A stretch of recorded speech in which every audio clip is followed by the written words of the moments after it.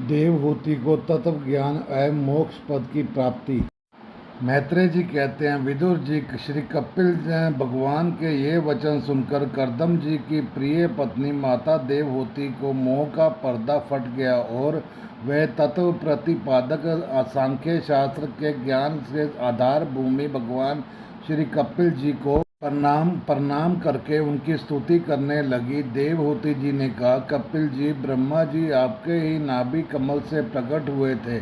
उन्होंने प्रलयकालीन जल में शयन करने वाले आपके पंचभूत इंद्रिय, शब्दादि विषय और मनोमय विग्रह का जो सत्वादि गुणों के प्रभाव से युक्त सत्व स्वरूप और कार्य एवं कारण दोनों का बीज है, ध्यान ही किया था। आप निष्क्रिय सत्य संकल्प संपूर्ण जीवों के प्रभु तथा सहसों अचित्य शक्तियों के से संपन्न हैं। अपनी शक्ति के गुण प्रवाह रूप से ब्रह्मादि अनंत मूर्तियों में विभक्त करके उनके द्वारा आप स्वयं ही विश्व की रचना आदि करते हैं।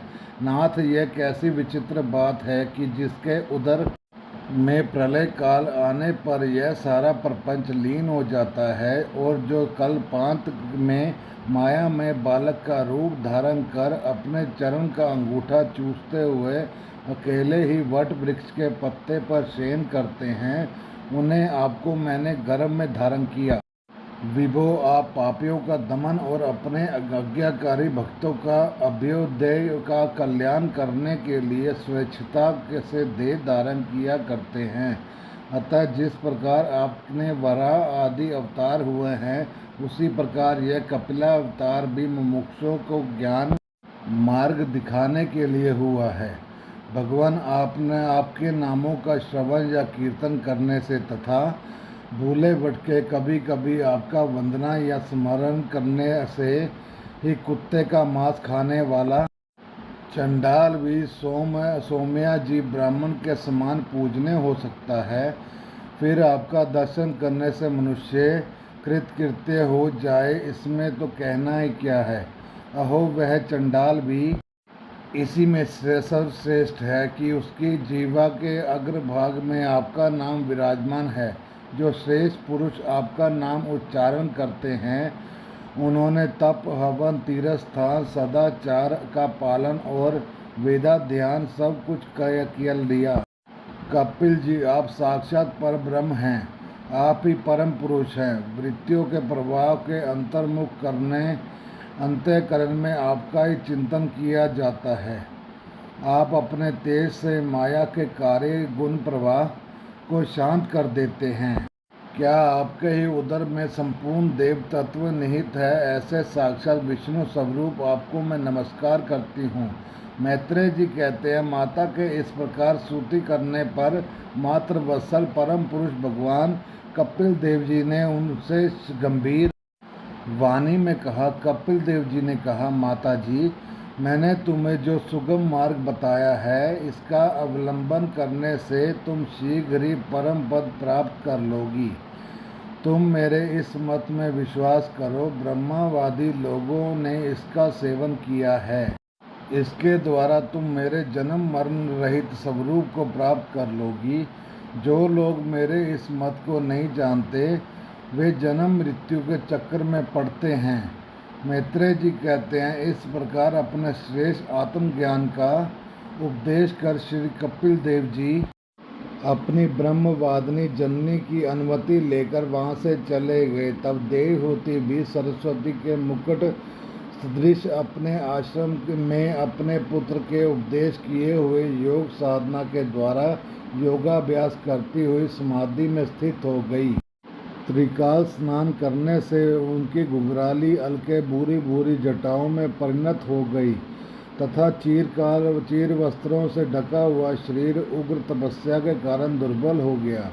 उन्होंने प्रजापति कर्दम जी के तप और योग बल की प्राप्ति, अनुपम गृहस्थ के सुख को, जिनके लिए देवता तरसते थे, त्याग दिया, जिसमें दुग्ध फेन के समान स्वच्छ और सुकोमल शैया से युक्त थी।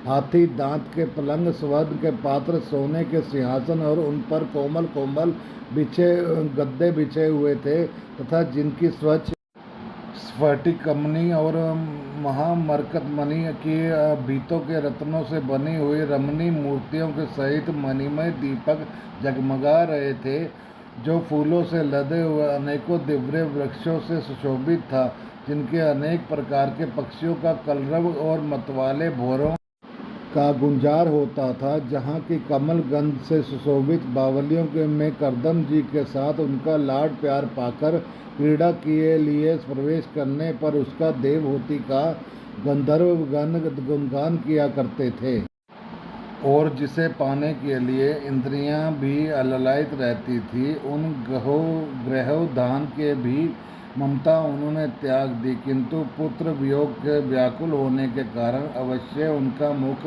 कुछ उदास हो गया। पति के वनगमन के अनंतर पुत्र का भी वियोग हो जाने से वे आत्मज्ञान संपन्न होकर भी ऐसी व्याकुल हो गई, जैसे बछड़े के बिछुड़ जाने से उसे प्यार करने वाली गौ।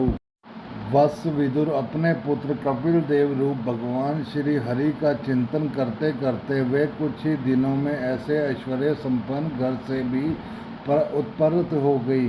फिर वे कपिल देव जी ने भगवान के जिस ध्यान करने योग्य प्रसन्न वंदना वृंद युक्त स्वरूप का वर्णन किया था, उसके एक एक अवयव का तथा एक उन समग्र रूप का भी चिंतन करती हुई ध्यान में तत्पर हो गई। भगवत भक्ति के प्रभाव, प्रबल वैराग्य और यथोचित कर्मानुष्ठान से उत्पन्न हुए ब्रह्म साक्षात कराने वाले ज्ञान द्वारा चित्त शुद्ध हो जाने पर वे उन सर्वव्यापक आत्मा के ध्यान में मगन हो गई, जो अपने स्वरूप के प्रकाश में माया जनित आवरण को दूर कर देता है। इस प्रकार जीव के अधिष्ठान भूत परब्रह्म श्री भगवान के ही बुद्धि की स्थिति हो जाने से उसका जीव भाव निवृत्त हो गया और वह समस्त क्लेशों से मुक्त होकर परमानंद से निमग्न हो गई। अतः निरंतर समाधिस्थ रहने के कारण उसकी विषयों के सत्तव की भ्रांति मिट गई और उन्हें अपने शरीर की भी शुद्धि न रही। जैसे जागे हुए पुरुष को अपने स्वप्न में देखे हुए शरीर को नहीं रहती, उनके शरीर का पोषण भी दूसरों के द्वारा ही होता था, किंतु किसी प्रकार का मानसिक क्लेश न होने के कारण वह दुर्लभ नहीं हुआ। उनका तेज और भी निखर गया और मैल के कारण धूम युक्त अग्नि के समान सुशोभित होने लगा। उनके बाल बिथुर गए थे और वस्त्र भी गिर गया था। तत्व निरंतर श्री भगवान में ही चित्त लगाकर रहने के कारण उन्हें अपने तपोयोग में शरीर की कुछ भी शुद्धि नहीं रही थी, केवल प्रारब्ध में उसकी रक्षा करता था। विदुर जी, इस प्रकार देवहूति जी ने कपिल देव जी के बताए हुए मार्ग द्वारा अब थोड़े ही समय में नित्य मुक्त परमानंद स्वरूप श्री भगवान को प्राप्त कर लिया। वीरवर, जिस स्थान पर उन्हें सिद्धि प्राप्त हुई थी वह परम पवित्र क्षेत्र त्रिलोकी में सिद्ध पद नाम से विख्यात हुआ। साधु स्वभाव विदुर जी योग साधन के द्वारा उनके शरीर के सारे दैहिक मल दूर हो गए थे। वह एक नदी के रूप में परिणत हो गया, जो सिद्ध गण से सेवित और सब प्रकार की सिद्धि देने वाली है। महायोगी भगवान कपिल जी भी माता की आज्ञा से पिता के आश्रम में ईशान कोण की ओर चले गए। वहाँ स्वयं समुद्र में उनका पूजन करके उन्हें स्थान दिया। वे तीनों लोकों को शांति प्रदान करने के लिए योग मार्ग का अवलंबन कर समाधि में स्थिर हो गए हैं।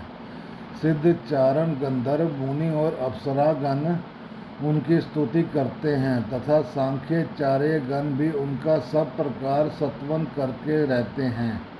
निष्पाप विदुर जी, तुम्हारे पूछने से मैंने तुम्हें यह भगवान कपिल और देवहूति का परम पवित्र संवाद सुनाया। यह कपिल देव जी का मत अध्यात्म योग का गूढ़ रहस्य है। जो पुरुष इसका श्रवण का वर्णन करता है वह भगवान गरुड़ ध्वज की भक्ति से युक्त होकर शीघ्र ही श्री हरि के चरण बिंदु को प्राप्त करता है।